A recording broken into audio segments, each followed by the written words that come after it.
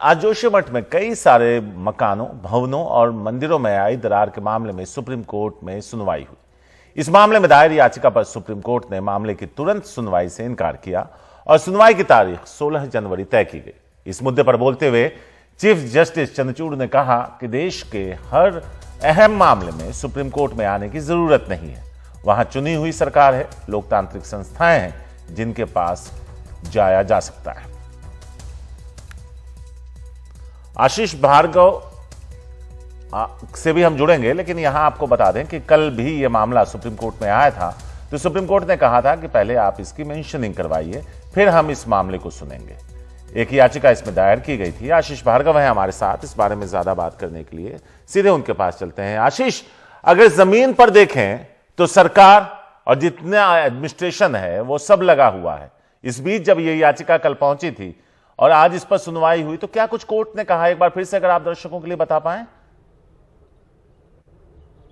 जी देखिए, supreme court में ये याचिका पर कल जल्द सुनवाई की मांग की गई थी, लेकिन सुप्रीम कोर्ट ने इनकार किया और कहा कि पहले जो प्रक्रिया है उसके तहत आप मेंशनिंग रजिस्ट्रार के पास जाइए, लिस्ट में आप आइए। तो आज लिस्ट करा के वो लोग आए थे।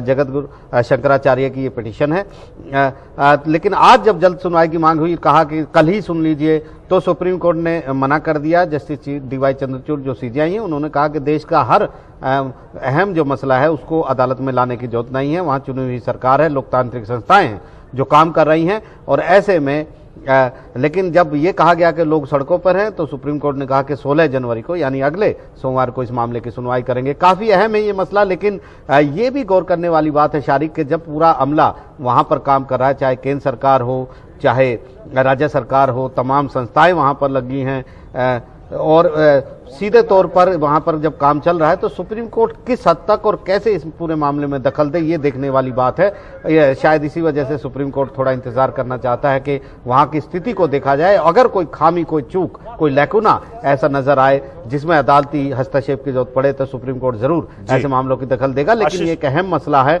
जो एक ऐसा मसला है जिसमें बार बार सुप्रीम कोर्ट में इस तरह के केस आते हैं।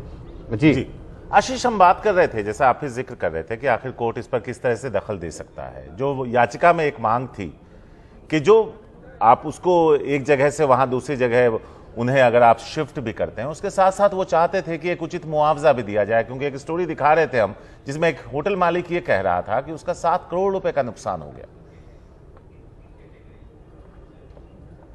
जी बिल्कुल, देखिए बहुत सारे मसले हैं, खाली सिर्फ मुआवजे का मसला नहीं है, पुनर्वास का मसला नहीं है। मसला ये जो चारों तरफ से आवाजें उठती आ रही हैं कि उत्तराखंड में जिस तरह के विकास कार्य कर रहे हैं वो मानवीय जान की कीमत पर, इंसान की जान की कीमत पर नहीं होना चाहिए।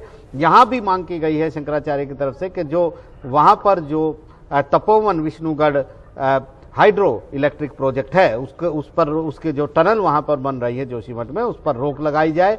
एक हाई पावर कमेटी का गठन हो जिसमें जल विज्ञानी हो, भूगोल विज्ञानी हो, इंजीनियर हो, और वो फिर पूरे उत्तराखंड में डेवलपमेंट कार्यों के लिए, विकास कार्यों के लिए, निर्माण कार्यों के लिए एक पूरी गाइडलाइन तैयार करे। उसके बाद ही ऐसे विकास कार्यों की इजाजत दी जाए। ये मांग बहुत पहले से उठ रही। हम जानते हैं 2013 में जब वहां पर उत्तराखंड में त्रासदी हुई थी, बाढ़ आई थी बहुत भारी, उस समय हाइड्रो प्रोजेक्ट पर सुप्रीम कोर्ट ने दखल दिया था, रोक भी लगाई गई थी। लेकिन ये एक अहम मसले हैं उत्तराखंड जैसे राज्य के लिए, और ये मसले इतनी आसानी से सुलझने वाले नहीं हैं। इसके लिए एक्सपर्ट और विशेषज्ञों की जरूरत पड़ती है, और सुप्रीम कोर्ट ने कई बार एक्सपर्ट कमेटियों का गठन भी किया है ऐसे मुद्दों को लेकर। शुक्रिया आशीष विस्तार से इस मामले पर बताने के लिए कि आज कोर्ट में जब सुनवाई हुई तो क्या कहा सुप्रीम कोर्ट ने।